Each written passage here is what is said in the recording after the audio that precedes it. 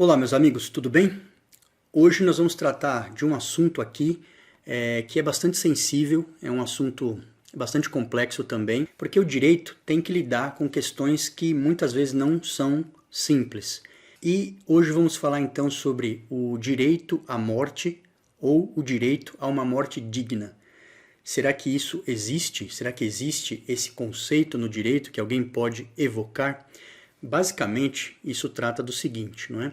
A vida tem um transcurso natural, né, que leva, obviamente, ao fim da vida, à sua terminalidade.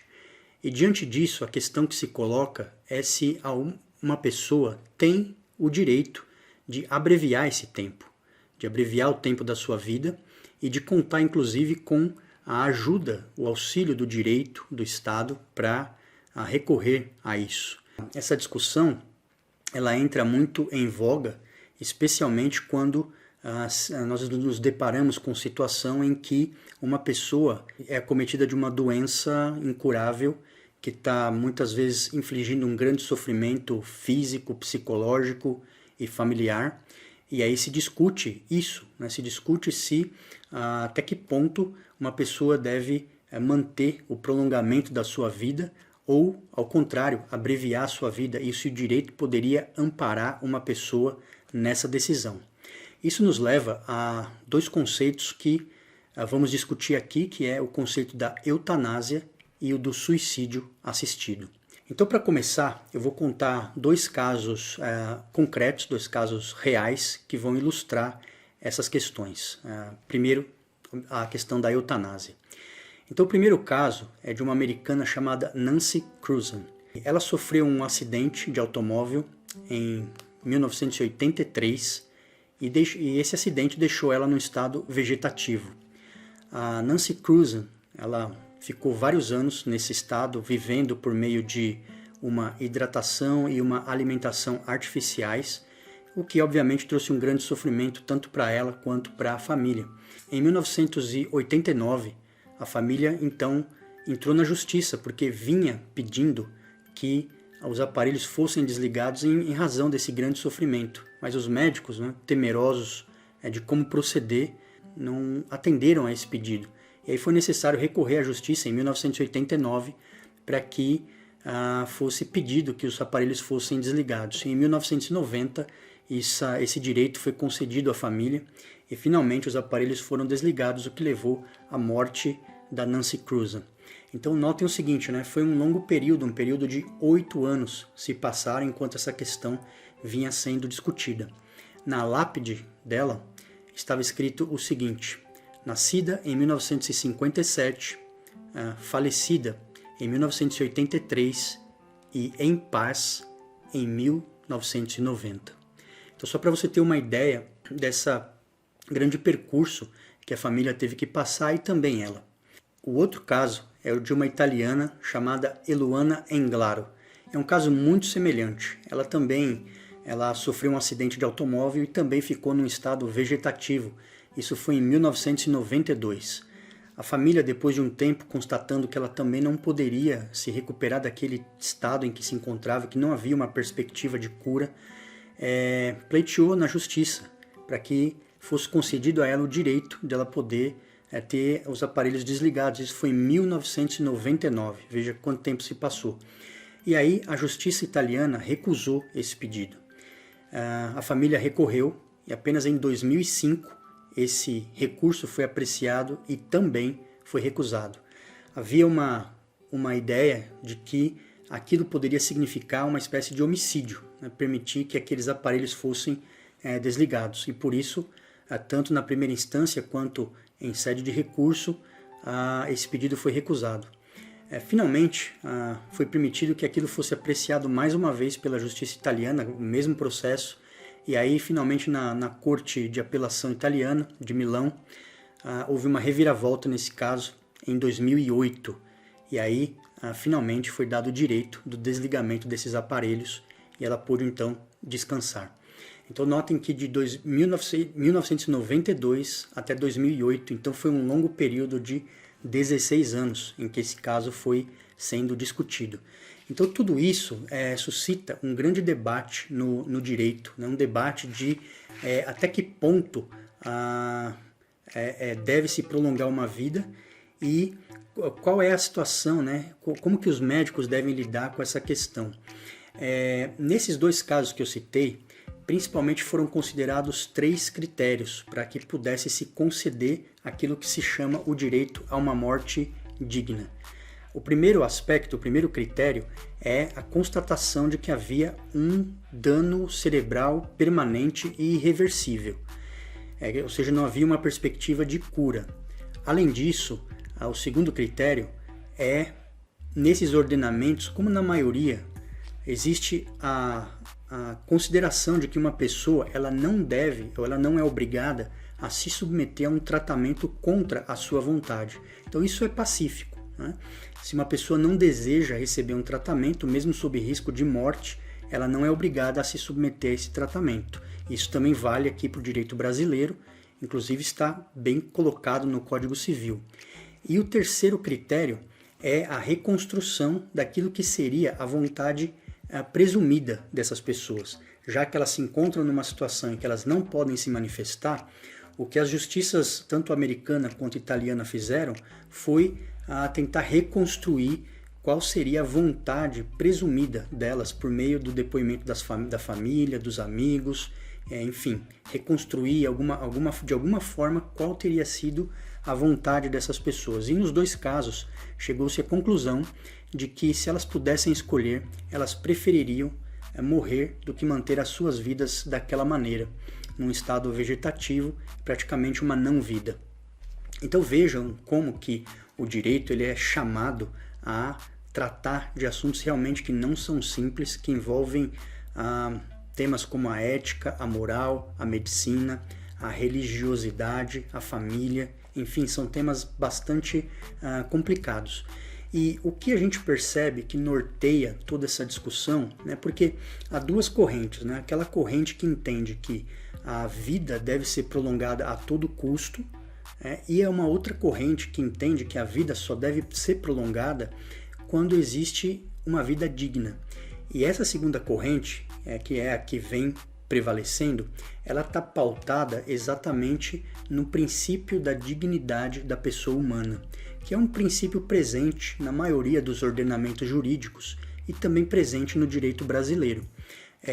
Você tem na Constituição Federal aqui do Brasil, no seu artigo 1º, inciso 3, a dignidade da pessoa humana como sendo um dos fundamentos da República Federativa do Brasil. Então o que a gente entende é que, como esse é um dos fundamentos, a dignidade da pessoa humana passa a ser uma forma, um elemento de leitura dos demais direitos que a Constituição garante, inclusive o direito à vida. Então o direito à vida, por exemplo, tem que ser lido com essa perspectiva da dignidade da pessoa humana.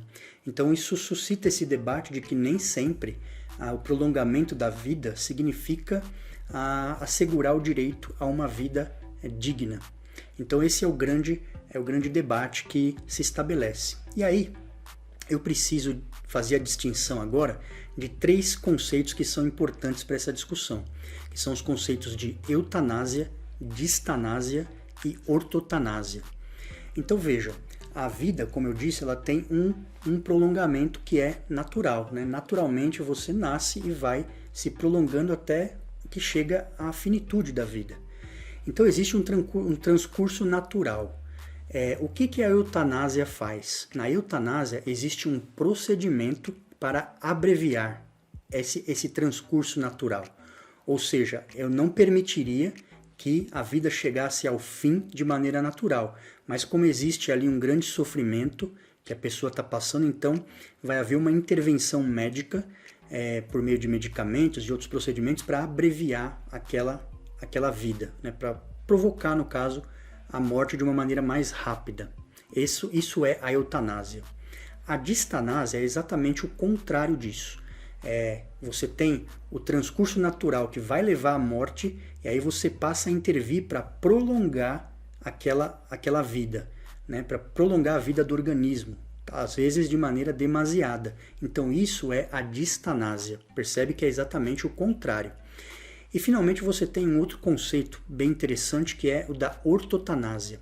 A ortotanásia significa que não vai haver intervenção nem para prolongar e nem para abreviar. Vai permitir uma morte natural, só que assistindo o paciente com procedimentos que venham aliviar o sofrimento e trazer uma qualidade maior para aquele final, para aqueles momentos finais da vida da pessoa. E por que esse último conceito ele é tão interessante? Porque existe uma resolução do Conselho Federal de Medicina, resolução 1805 de 2006, que trata exatamente sobre isso. Ela diz que um médico ele não é obrigado a manter tratamentos, ou ele pode suspender ou limitar tratamentos e procedimentos quando signifique prolongar a vida de um paciente demasiadamente, sendo que ele já está num estado terminal e incurável. Então, essa perspectiva considera olhar para o paciente de uma maneira integral, de uma maneira ampla. E aí, em vez de você prolongar uma vida de um organismo apenas, você tem a orientação de que o médico pode optar por sair da distanásia, né, que seria o prolongamento artificial da vida, e entrar na ortotanásia, que é exatamente quando você não vai prolongar mais artificialmente, mas vai ajudar aquele paciente a ter uma assistência, um conforto, um alívio naquele momento final da sua vida. É bastante interessante essa resolução. Veja que ela não autoriza a eutanásia, o que ela faz é autorizar a não prática da distanásia, né? O que seria automaticamente a ortotanásia com procedimentos que ajudam o paciente. E isso traz à tona um debate bem interessante na medicina também, que é a função da medicina, a função do médico de olhar o paciente de uma maneira integral, de uma maneira integrada, e entender que nem sempre, não é só porque existe uma tecnologia hoje muito avançada na área médica principalmente, que praticamente você pode manter um organismo funcionando artificialmente quase a todo custo, né, e indeterminadamente. Então, às vezes os médicos são treinados para olhar apenas para esse aspecto, desconsiderando que a doença ela faz parte da pessoa, né, que talvez a morte também deva ser vista como uma coisa natural.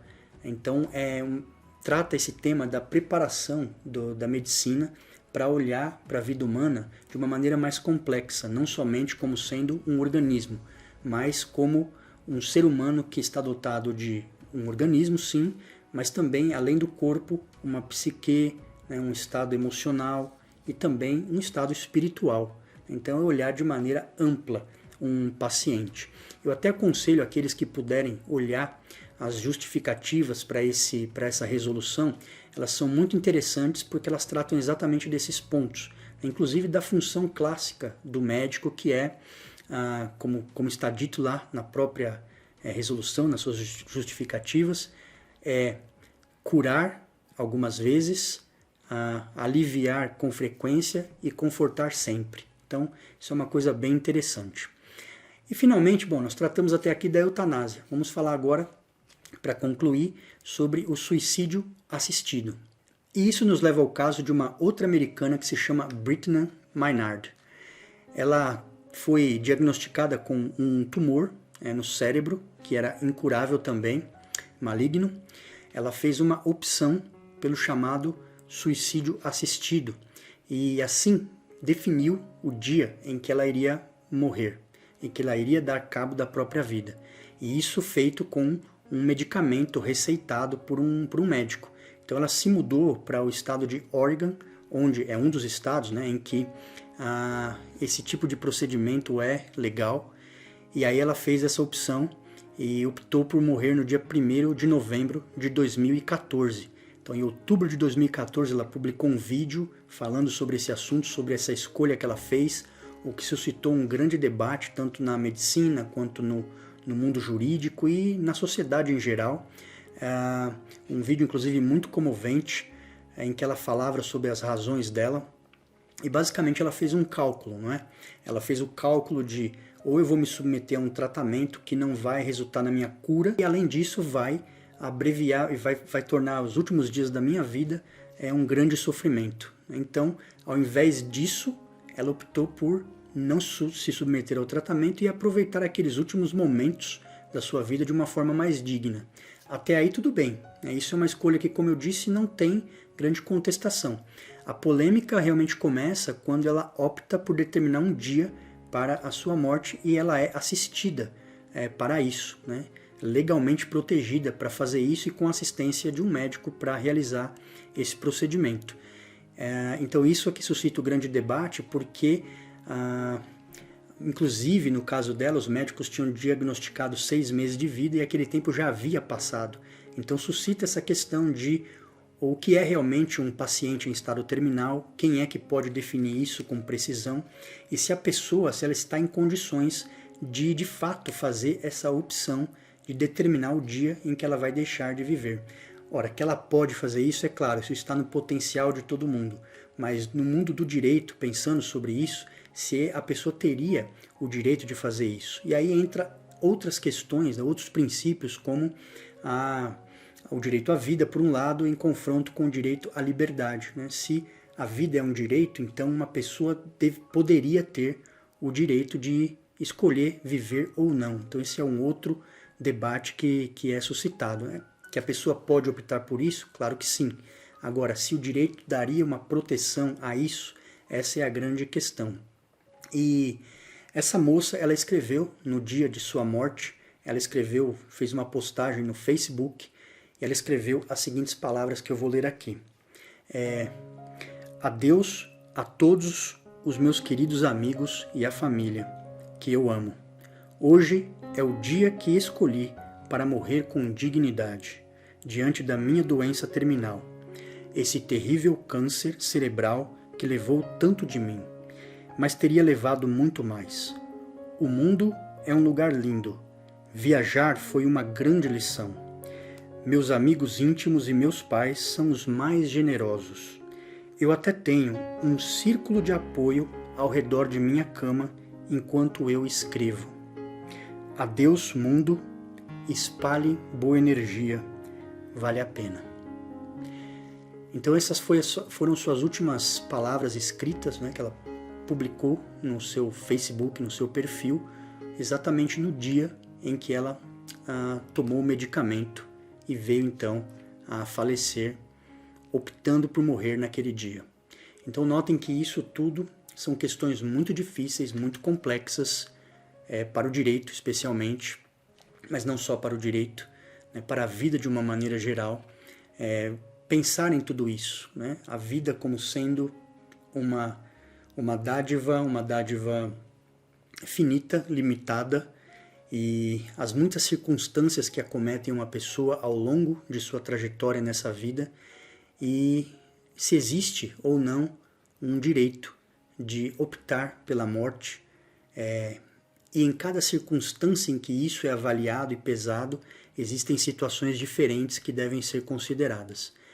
Então, esse é um assunto realmente bastante intrigante e que suscita mesmo e vai continuar nos mantendo em grandes reflexões. O que podemos dizer no direito brasileiro é que tanto a eutanásia quanto o suicídio assistido não são permitidos. Não está nem sequer tratado de uma maneira específica. Entraria aí como homicídio, né? Tanto a eutanásia quanto aquele que ajuda uma pessoa a se suicidar correria o risco então de estar enquadrado no artigo 121 do Código Penal, que é o homicídio. Apenas com talvez uma questão que poderia abrandar uma pena, que é o que está previsto no parágrafo 1º do artigo 121, que é quando uma pessoa comete esse ato, é movido por uma questão moral ou uma questão social, por um valor social, um valor moral. Então isso poderia reduzir a sua pena, mas não deixaria de enquadrar a pessoa nesse crime de homicídio. Bom, essa é uma questão muito delicada, como eu disse, e trouxe esse assunto aqui para que a gente possa refletir a respeito disso e perceber como que o direito lida com questões realmente bastante difíceis, bastante complexas. Então é isso. Deixe aqui a sua opinião, o que você pensa sobre esse tema tão delicado, tão sensível, e nos vemos nos próximos vídeos. Até mais!